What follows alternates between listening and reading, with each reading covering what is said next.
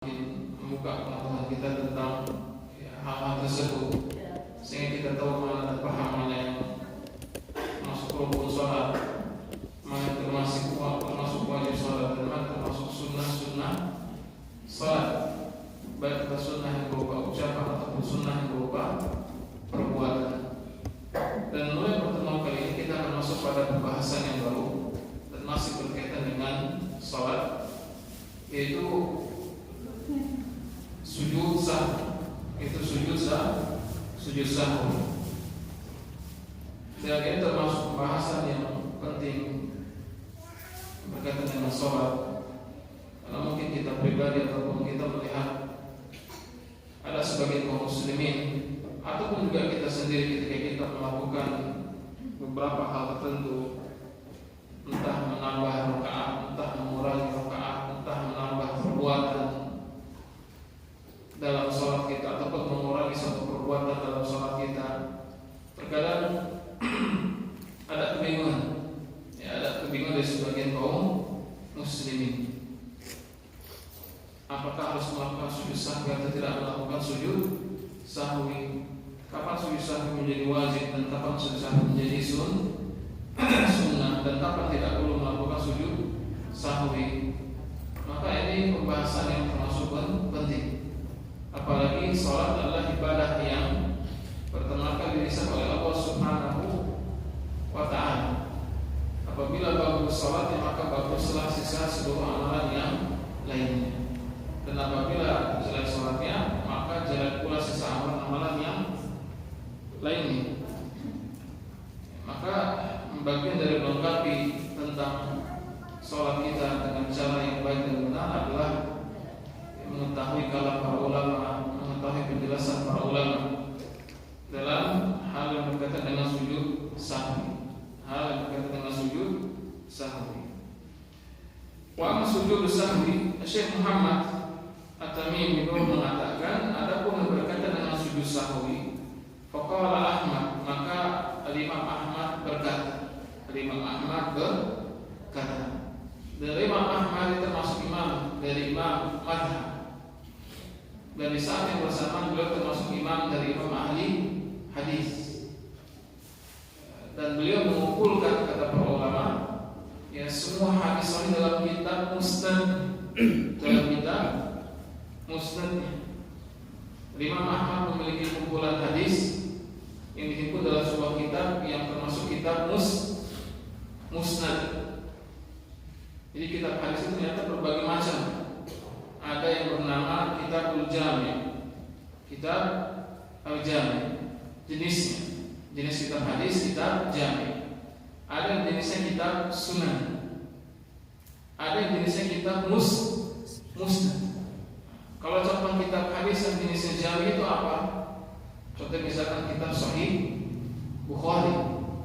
Sahih Bukhari itu termasuk kitab hadis yang jenis jami. Jami itu apa maksudnya? Dia mencakup seluruh permasalahan agama, usuluddin, termasuk perkara-perkara yang pokok dalam agama. Hadis-hadis yang berhubungan dengan permasalahan-permasalahan tersebut dihimpun dalam sebuah kitab bernama kitab jami.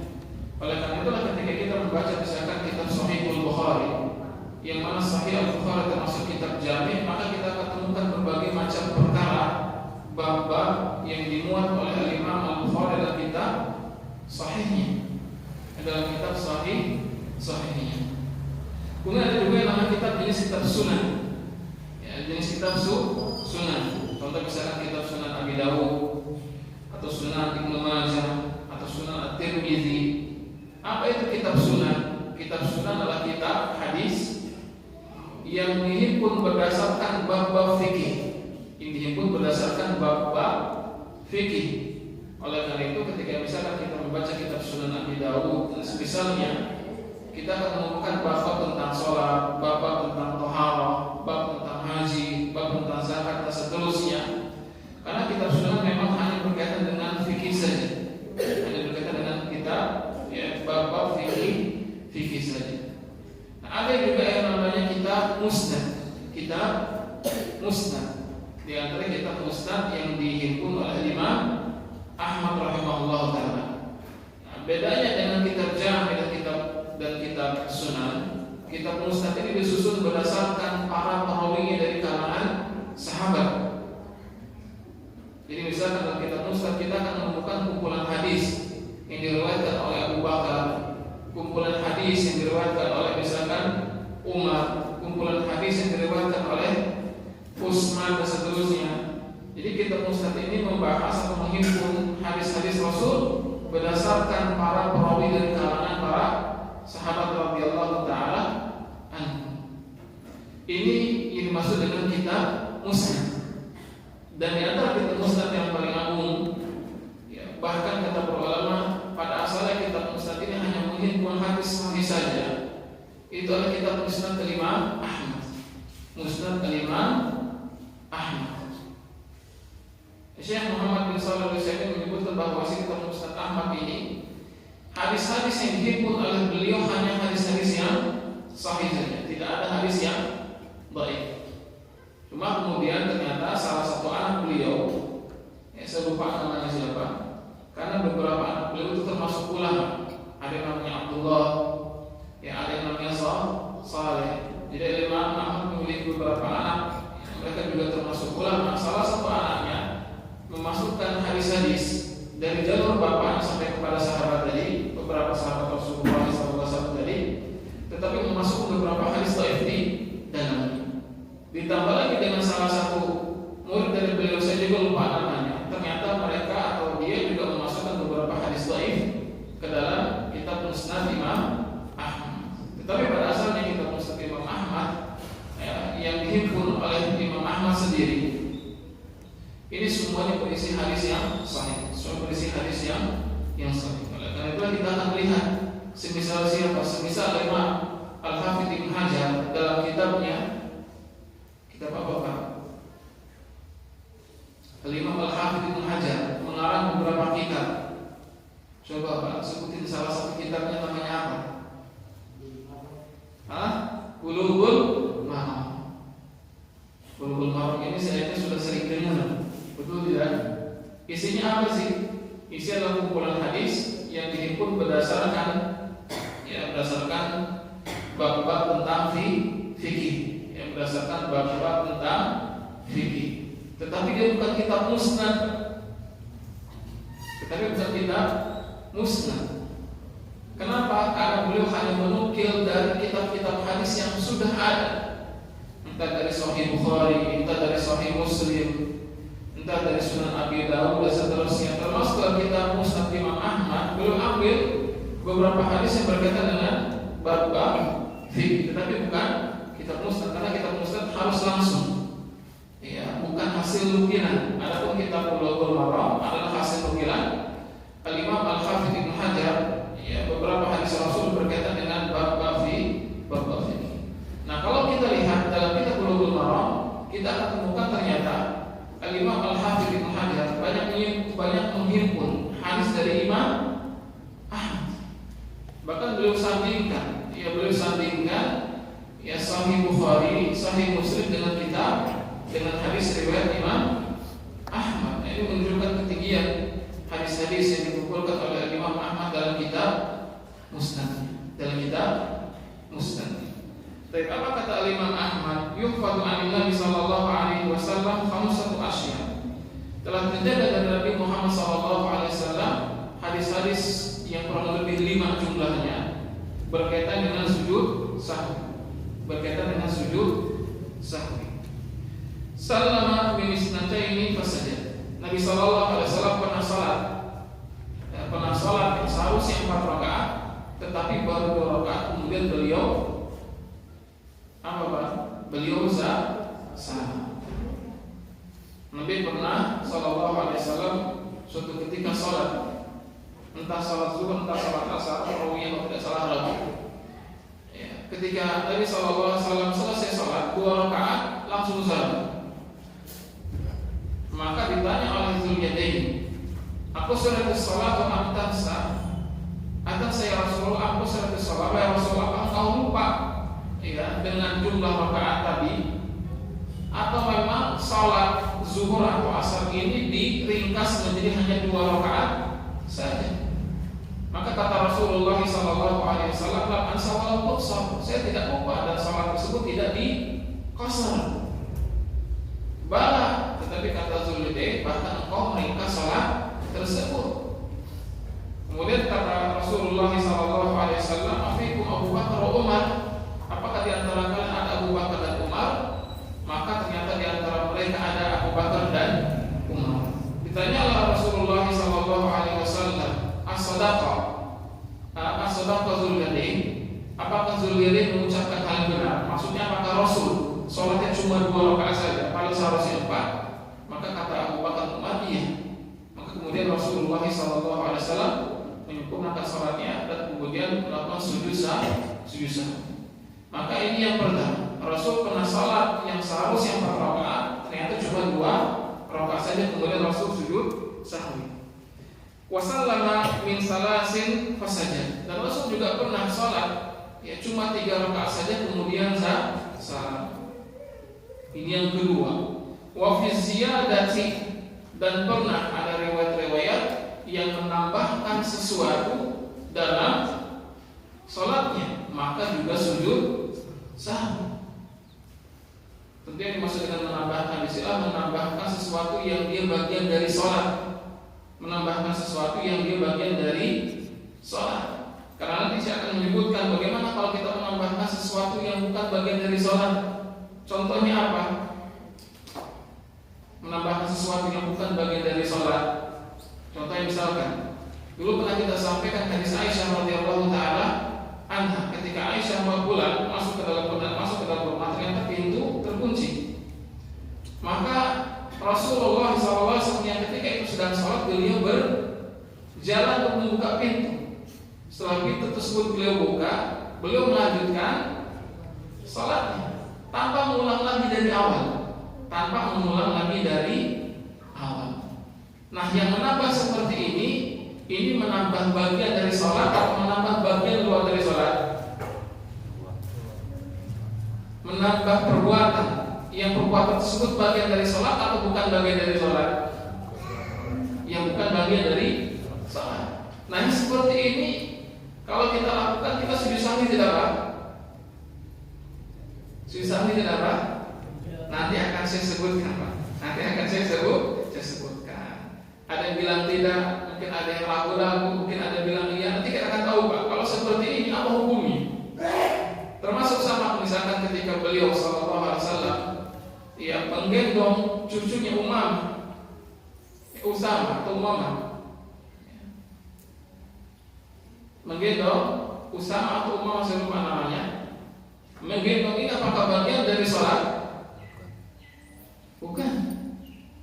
Apakah kalau seorang misalkan menggendong anaknya, misalkan ibu-ibu ketika sholat, anaknya kemudian digendong, apakah gerakan ini termasuk perbuatan menambahkan sesuatu dalam sholat yang mengharuskan dia sujud sahwi, atau mensunahkan dia untuk melakukan sujud sahwi? Nanti sholat kan kita belajar. Tetapi maksud saya, salah satu hal yang bisa menyebabkan seseorang melakukan sujud sahwi adalah karena menambahkan sesuatu dalam sholatnya. Wa fi ziyadati wa nuqsan, atau mengurangi sesuatu dalam sholatnya. Mengurangi sesuatu dalam sholatnya. Ini juga bentuk yang ada riwayat ya, seseorang kemudian melakukan sujud sahwi. Wa qama min isnataini wa lam yatashahhad. Dan Rasulullah SAW pernah ya, sholat tapi tidak tasyahud awal, dan beliau langsung berdiri. Jadi seharusnya rakaat yang kedua beliau tasyahud awal, tetapi ternyata beliau langsung berdiri menuju rakaat yang ketiga, dan beliau tidak melakukan sujud, beliau tidak melakukan tasyahud awal. Dan di sini ada riwayat beliau sallallahu alaihi wasallam ternyata melakukan sujud sahwi. Nah, inilah beberapa riwayat yang berkaitan dari Rasulullah sallallahu alaihi wasallam yang mana di sana disyariatkan melakukan sujud sahwi. Dan dari 5 riwayat yang tersebut tadi kita sebutkan, para ulama menyimpulkan dari 5 riwayat tersebut ada 3 gambaran kapan seseorang melakukan sujud sahwi. Ini disebutkan di antara oleh Syekh Dr. Abdul Salam Syuair. Ya, kata beliau, imma ziyadatu fil af'al. Yang pertama adalah menambahkan suatu perbuatan dalam salatnya, maka ini mensyariatkan dia untuk melakukan sujud sahwi. Menambahkan sesuatu dalam salatnya. Tapi belum kita jelaskan, Pak, ya. Syekh belum menjelaskan apa yang dimaksud dengan menambahkan sesuatu. Apakah menambahkan sesuatu yang dia bagian dari salat, yang kemudian disyaratkan sujud sahwi, atau juga termasuk menambahkan sesuatu yang bukan bagian dari sholat sehingga disyaratkan juga dia melakukan sujud sahwi. Menambahkan sesuatu yang dia bagian dari sholat, contohnya apa? Misalkan ruku, Pak. Ruku bagian dari sholat tidak? Bagian dari sholat. Seseorang misalkan ruku, kemudian bangkit, kemudian ruku lagi. Nah, ruku yang kedua ini kan menambahkan sesuatu dalam sholatnya, dan ruku bagian dari sholat.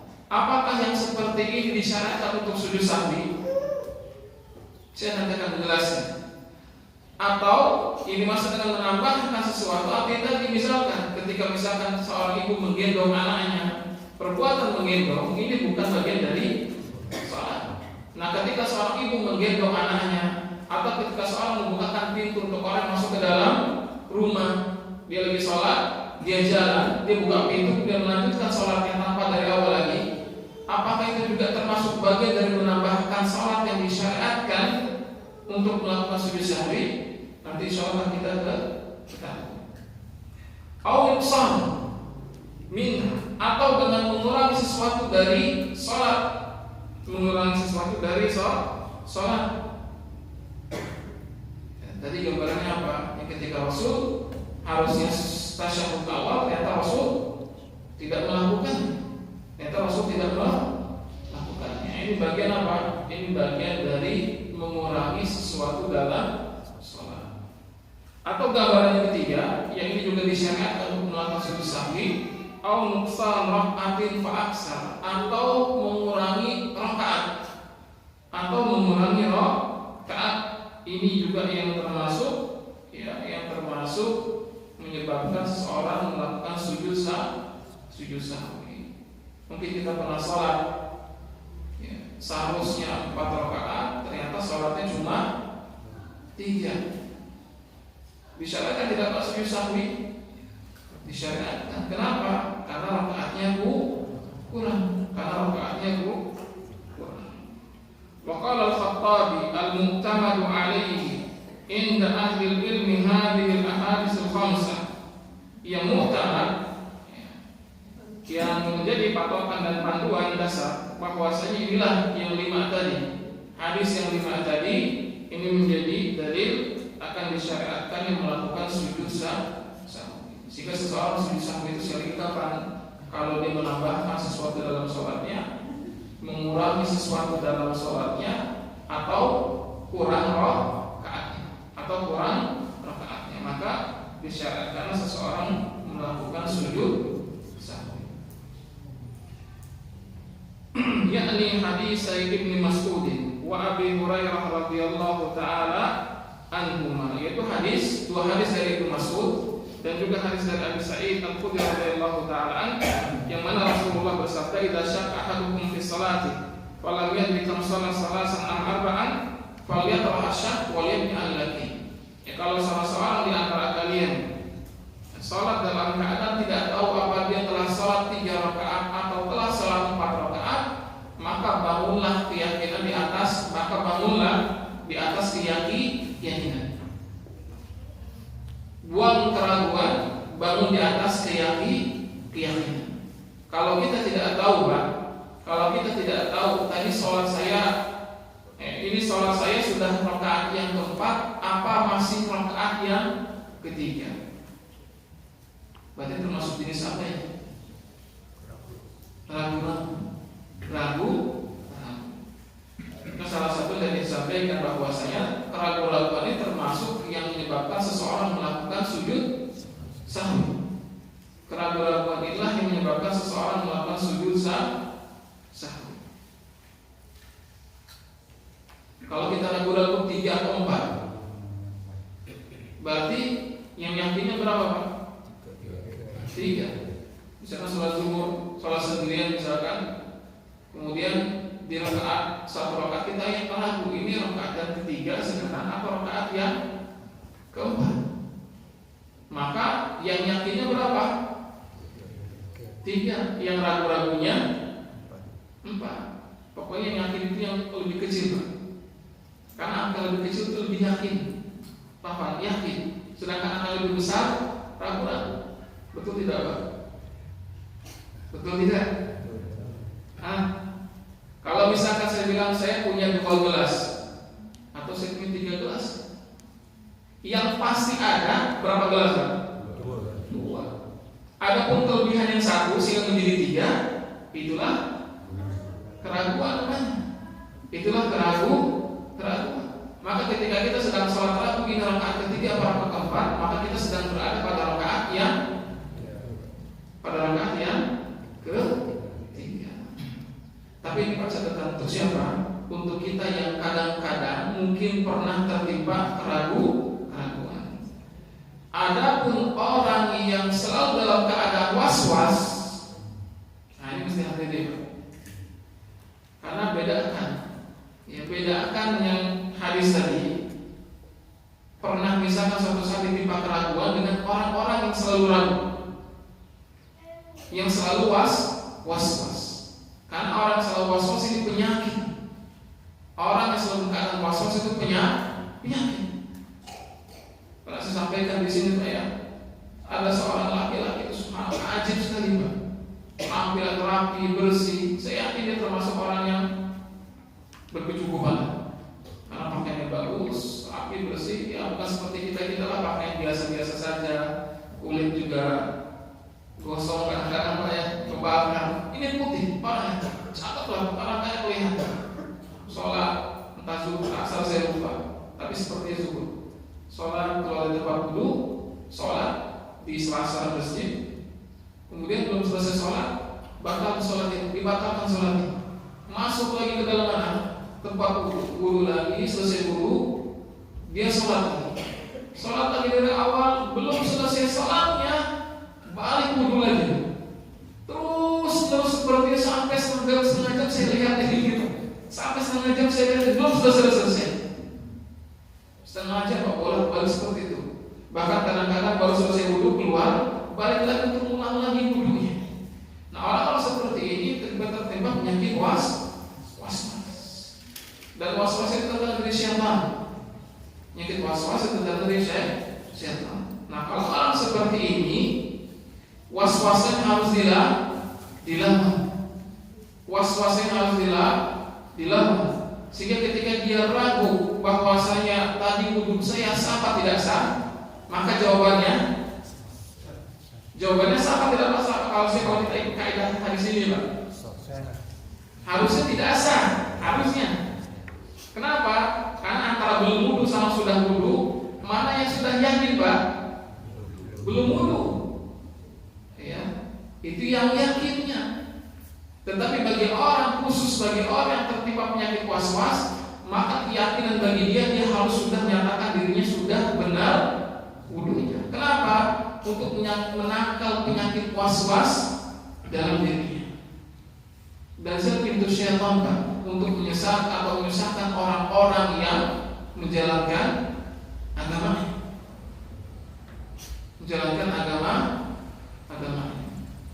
Sehingga Al-Imam Zarruq, beliau salah seorang ulama dari mazhab Maliki, kata beliau itu salah satu pintu untuk menyesatkan orang dalam agama adalah was-was. Was-was fiddin, yang dijadikan was-was dia dalam beragama.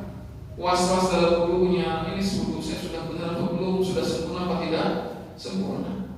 Dibuat was-was dalam sholatnya. Disitulah syaitan bermain dengan orang tersebut.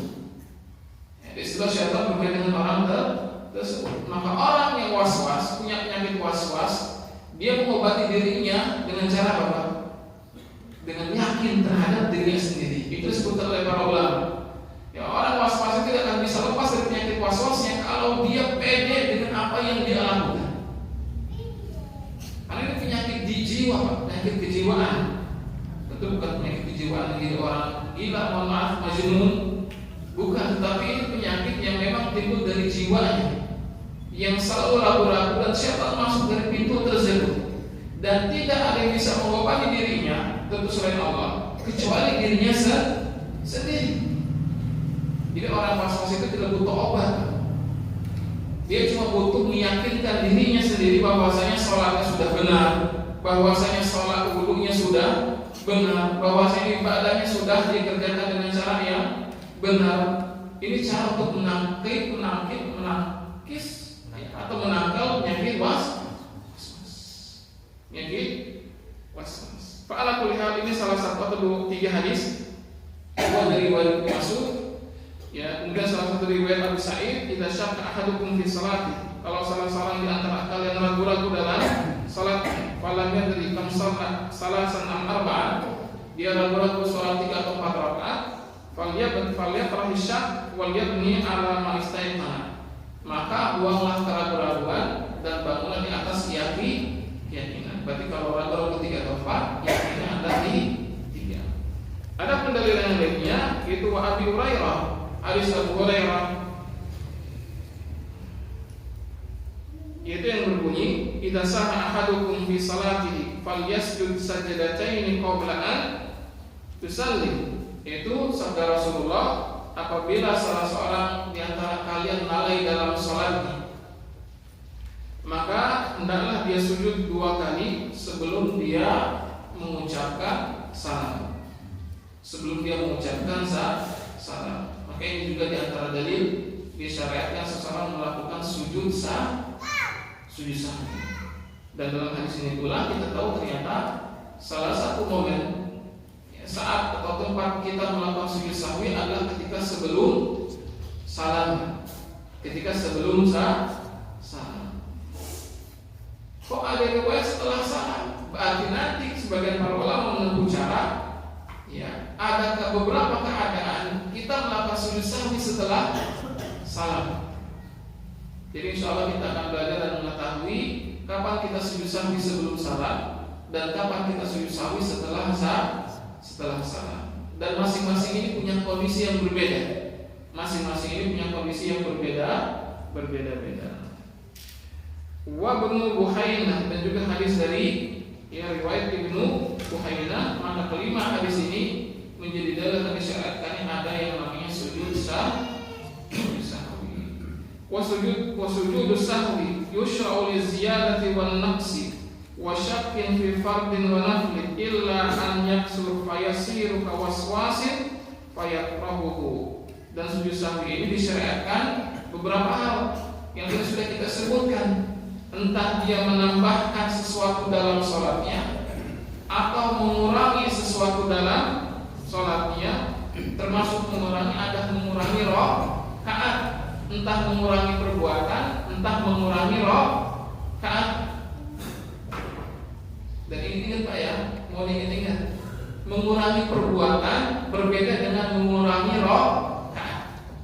Kenapa? Karena nanti konsekuensinya beda. Apa bedanya? Ada nanti kita bisa sujud sahwi sebelum salam, ada bisa sujud sahwi setelah salam. Kalau kita mengurangi sesuatu dalam salat kita, entah mengurangi suatu perbuatan, entah mengurangi rakaat, maka nanti bedakan antara mengurangi rakaat salat kita dengan mengurangi suatu perbuatan dalam salat. Wasyakin, ataupun karena keraguan, baik keraguan dalam salat wajib ataupun keraguan dalam salat sunnah. Maka di sini sekaligus menyampaikan kepada kita hal-hal tadi. Ketika kita menambahkan sesuatu dalam sholat kita, atau mengurangi sesuatu dalam sholat kita, atau ragu-ragu dalam sholat kita, maka di sini kita disyariatkan untuk melakukan sujud sahwi. Dan sujud sahwi terkadang bisa menjadi wajib, terkadang bisa menjadi sunnah. Terkadang bisa menjadi wajib dan terkadang bisa menjadi sunnah. Kapan sujud sahwi menjadi wajib?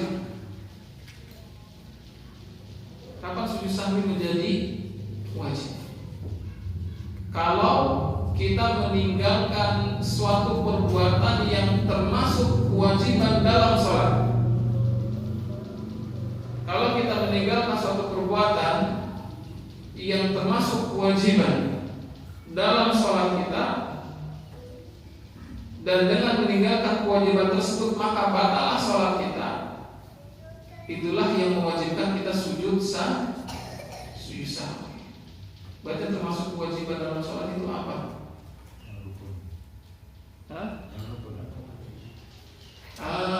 Kalau meninggalkan rukun, Pak, apa yang terjadi dengan sholatnya? Nggak bisa, Pak. Maka yang maksud meninggalkan kewajiban. Berarti meninggalkan kewajiban contohnya apa? Wajib dalam sholat contohnya apa, Pak?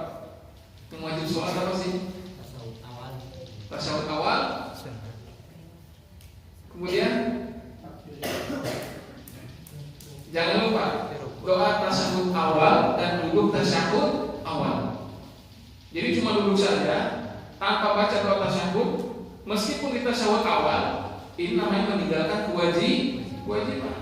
Misalkan sholat zuhur di rakaat yang kedua, ketika tasyahud awal, kita duduk memang tasyahud awal, Pak, tapi dia mingkem, mungkin lagi ngelamun atau banyak pikiran. Kemudian di pikiran sudah doa tasyahud awal, karena dia sudah duduk, kemudian berdiri, maka itu namanya meninggalkan kewajiban. Tasyahud awal itu maksudnya duduk untuk tasyahud awal dan doa tasyahud awal. Maka kalau dia tinggalkan, ini termasuk mengatakan meninggalkan kewajiban. Inilah yang disebut dengan meninggalkan kewajiban. Maka dia diwajibkan untuk melakukan sujud sahwi. Dia diwajibkan melakukan sujud sahwi. Apalagi selain tersebut awal, baik duduk ataupun doanya. Takbir intiqal, ucapannya atau mengangkat tangannya, Pak? Ucapannya. Apa takbir intiqal? Takbir perpindahan.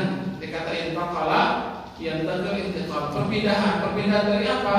Dari berdiri ke ruku, dari ruku ke berdiri, kemudian apa lagi? Dari duduk kemudian berdiri ketika tasyahud awal. Ini ya, ataupun juga apa? Itu mengangkat tangan ya. Ataupun juga ketika bangkit dari ketika menuju sujud, ataupun ketika bangkit dari sujud, itu semua termasuk takbir intiqal. Nah, ini termasuk wajib. Ini termasuk wajib. Apalagi saya takbir intiqal.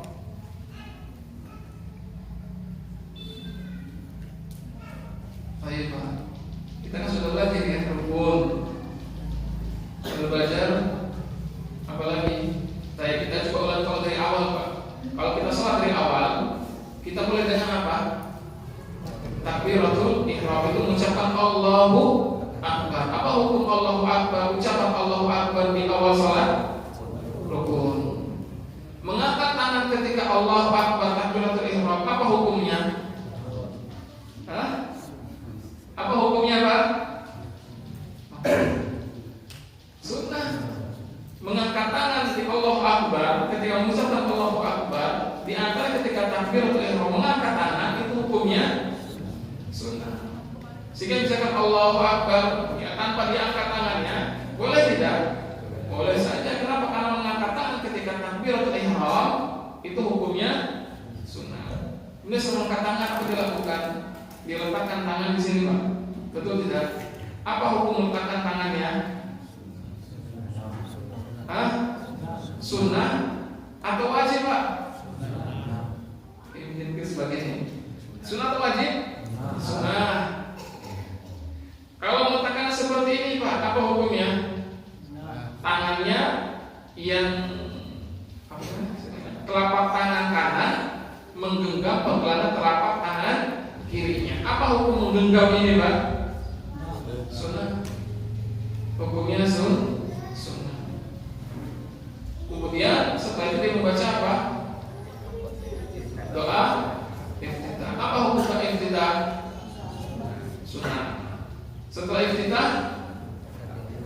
a'udzubillahi minasyaitonirrajim. Apa hukumnya, Pak? Sunnah. Seperti membaca bismillahirrahmanirrahim, menurut pendapat Syekh dan juga pendapat sebagian ulama hukumnya sunnah. Setelah itu dia membaca Al-Fatihah, apa hukumnya? Rukun. Setelah itu dia membaca surah setelah Al-Fatihah, apa hukumnya? Sunnah. Setelah itu dia takbir, mengucapkan Allahu Akbar untuk ruku, apa hukumnya? Wajib atau rukun, Pak? Sudah selesai baca Al-Fatihah, sudah selesai baca surah setelah Al-Fatihah, dia mau ruku. Tetapi kan sebelum ruku dia mengucapkan apa? Takbir, Allahu Akbar. Ucapan Allahu Akbar ketika akan ruku ini hukumnya apa? Wajib. Mengangkat tangan ketika takbir tadi, takbir hendak ruku tadi, apa hukumnya? Sunnah. Sunnah. Maka dia ruku. Ketika ruku dengan punggung yang diluruskan, apa hukumnya, Pak? Dan kepalanya sejajar dengan punggungnya, apa hukumnya? Sunnah. Baik dia meluruskan punggungnya dan menjadikan kepalanya sejajar dengan punggungnya, maka itu hukumnya sunnah. Kemudian ketika ruku dia membaca Subhana Rabbiyal Azim. Membaca doa ruku, apa hukumnya? Hukumnya wajib. Membaca Subhana Rabbiyal Azim satu kali, apa hukumnya? Wajib. Membaca Subhana Rabbiyal Azim kali kedua dan kali ketiga, apa hukumnya? Sunnah. Bangkitlah dia mengucapkan Sami Allahu liman hamidah. Apa hukum mengucapkan Sami Allahu liman hamidah? Wajib bagi imam dan wajib bagi orang yang salat sendirian. Sami Allahu liman hamidah, Rabbana walakal hamdu. Rabbana walakal hamdu, apa hukumnya? Wajib bagi setiap orang, baik imam, baik makmum, baik orang yang salat sendirian, maka mengucapkan Rabbana walakal hamdu. Ditambah dengan mil as-samawati wa mil al-ardi wa mil al-masyita min syai'in dan seterusnya, apa hukumnya? Hukumnya sujud. Turun dengan mendahulukan telapak tangan berdasarkan pendapat Syekh dan juga pendapat sebagian besar para ulama.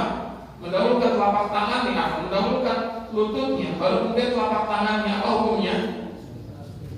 Apa hukumnya, Pak? Sunnah. Mendahulukan lutut, baru kemudian telapak tangan, itu hukumnya sunnah. Sujudlah dia dengan mengarahkan jari jemarinya ke arah kiblat dan menjadikan telapak tangan sejajar dengan pundaknya, apa hukumnya? Apa hukumnya? Sunnah. Hukumnya sunnah. Ketika sujud, dia mengucapkan Subhana Rabbiyal A'la, apa hukumnya? Wajib. Kalau dia baca satu kali, wajib. Kalau dia baca 2-3 kali, maka hukumnya sunnah. Bangkitlah dari sujudnya, maka dia duduk di antara dua sujud. Duduk di antara dua sujud, apa hukumnya, Pak? Rukun. Duduk di antara dua sujud, apa hukumnya, Pak? Ada yang kayaknya yakin rukun, ada yang ragu-ragu nih, Pak. Yang ragu-ragu apa nih, Pak? Kalau ragu-ragu jangan Pak, bukan keraguan ya katanya. Berarti tidak usah dijawab. Ya, tapi Bapak coba, Pak. Apa hukumnya? Duduk di antara dua sujud? Rukun. Duduk di antara dua sujud, rukun. Baca doa duduk di antara dua sujud, apa hukumnya? Wajib. Bukan rukun, Pak. Baca doa di antara dua sujud, hukumnya wajib.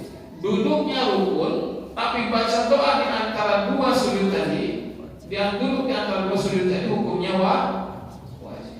Apa doa yang kita baca ketika duduk di antara dua sujud? Di antara Rabbil. Kalau Rabbi firli kita baca 1 kali, maka itulah yang wajib. Kalau kita tambahkan sampai 2 kali, 3 kali Rabbi firli, maka hukum ketiga hukumnya sunnah. Atau kalau kita tambahkan misalkan Rabbi firli warhamni wajburni warfa'ni warzuqni wahdini wa'afini wa'fu anni, apa hukumnya?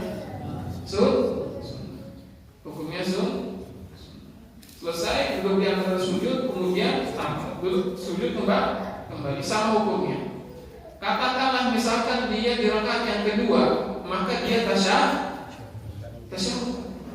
Maka dia tasyahud. Tasyahud yang pertama ini apa hukumnya? Bisa kita sebutkan, wajib. Baca doa di duduk tasyahud awal tadi apa hukumnya? Wajib. Selesai masuk tasyahud yang terakhir. Tasyahud yang terakhir apa hukumnya? Rukun. Tetapi masuk rukun di sini adalah duduk untuk tasyahud akhir dan apa Pak? Doa apa yang dimaksudkan? Doa tasyahud akhir. Tetapi doa tasyahud akhir itu yang dimaksud seperti apa? Kalau kita tasyahud, apa yang kita ucapkan? At-tahiyatu barakatuh salawatu thayyibatu lillah. Atau semisalnya at-tahiyatu lillahi wassalawatu wattayyibat dan seterusnya. Ucapan at-tahiyatu barakatuh salawatu thayyibat ini namanya tasyahud, bukan Pak? Bukan tasyahud, berarti namanya apa? Kalau kita tasyahud awal, apa yang kita baca Pak? Bukan ini. Sama kan Pak? Ya. Berarti at-tahiyatul mubarakatuh salawatut thayyibatu lillah. Assalamu alayka ayyuhan nabi wa rahmatullahi wa barakatuh. Assalamu alayna wa ala ibadillahi as-salihin. Asyhadu an la ilaha illallah wa asyhadu anna Muhammadan Rasulullah. Berarti itu tasyahud awal. Nah, tasyahud akhir itu yang mana? Sama. Dan hukum membaca doa tasyahud awal yang akhir yang tadi apa? Doa membaca tasyahud akhir tadi apa hukumnya? Cukup rukun Pak. Yang tadi juga, yang tadi kita bacakan. Tetapi tasyahud akhir kita bacanya apa hukumnya? Rukun. Jadi at-tahiyatul mubarakatuh salawatut thayyibat sampai asyhadu an la ilaha illallah wa asyhadu anna Muhammadar Rasulullah. Ketika kita baca di tasyahud awal hukumnya wajib. Tapi ketika kita baca di tasyahud akhir hukumnya rukun. Selesai kita baca asyhadu an la ilaha illallah wa asyhadu anna Muhammadar Rasulullah, apa yang kita baca? Salawat. Apa hukum salawat kepada Nabi Pak? Rukun. Berarti kita wajib mengucapkan paling tidak ada kata salawat untuk Muhammad. Allahumma sholli ala Muhammad. Ini rukun. Tapi kita tambahin Ustaz, wa ala ali Muhammad, apa hukumnya? Sunnah. Wa ala ali Muhammad kama shallaita ala Ibrahim wa ala ali Ibrahim innaka Hamidum Majid. Wa barik ala Muhammad, ucapan keberkahan doa berkah untuk Nabi Muhammad, apa hukumnya? Apa hukumnya Pak? Allahumma barik ala Muhammad, keberkahan untuk Nabi Muhammad, apa hukumnya?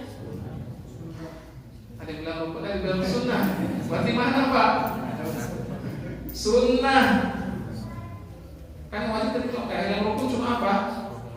Cuma salawat Allahumma sholli ala Muhammad. Berarti seterusnya itu hukumnya sunnah. Seterusnya sunnah. Selesai baca tasyahud akhir, ya, sampai Allahumma barik ala Muhammad wa ala ali Muhammad kama barakta ala Ibrahim wa ala ali Ibrahim innaka Hamidum Majid, maka ini seluruhnya sunnah. Selesai salawat, apa yang kita baca? Doa perlindungan. Allahumma inni a'udzubika min adzabi jahannam wa a'udzubika min adzabil qabr, dan seterusnya 4 perlindungan. Maka itu juga hukumnya sunnah.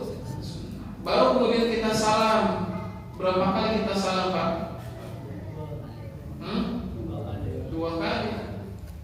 2 kali, walaupun Syekh menyebutkan 1 kali, tapi pendapat jumhur wallahu a'lam 2 kali. Maka dia mengucapkan assalamualaikum warahmatullahi, assalamualaikum warahmatullahi. Salam ini rukun bukan? Rukun. Salam ini rukun. Nah, kita kembali lagi, ketika seseorang meninggalkan kewajiban dalam sholatnya, berarti tadi wajib sholat itu apa saja? Seluruh takbir istiqlal kecuali takbiratul ihram. Punya apa lagi? Perkataan sami Allahu liman hamidah bagi imam dan munfarid yang sholat sendirian. Kemudian perkataan Rabbana walakal hamdu, ini juga termasuk wajib. Kemudian doa Subhana rabbiyal azim dan Subhana rabbiyal azim a'la, ya ketika ruku dan sujud 1 kali, itu juga hukumnya wajib. Kemudian apa lagi? Doa di antara doa ketika duduk di antara 2 sujud, ini termasuk wajib. Kemudian apa lagi tadi, Pak? Tasyahud awal, duduk tasyahud awal dan doa di tasyahud awal, ini juga bagian dari rukun, bagian dari wajib sholat. Nah, kalau yang seperti ini kita tinggalkan, maka ini wajib untuk sujud sahwi. Berarti selainnya, semisal sunnah sholat, selainnya wajib tadi apa? Selain wajib tadi, maka dia disunahkan sujud sahwi.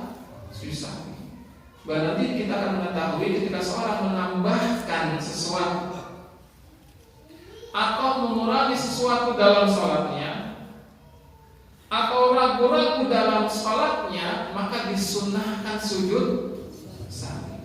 Sekali lagi, Pak, ketika seseorang menambahkan sesuatu dalam sholatnya, atau mengurangi sesuatu dalam sholatnya, atau ragu-ragu dalam sholatnya, maka dia disunahkan sujud sahwi. Termasuk tidak, Pak, kalau meninggalkan sunnah sholat? Apakah ketika seorang meninggalkan sunnah sholat, dia disunahkan sujud sahwi? Jawabannya tidak. Wallahu a'lam, ya, terdapat dalam salah satu riwayat Imam Ahmad, tidak disyariatkan dia melakukan sujud sahwi kalau meninggalkan sunnah sholat. Kenapa?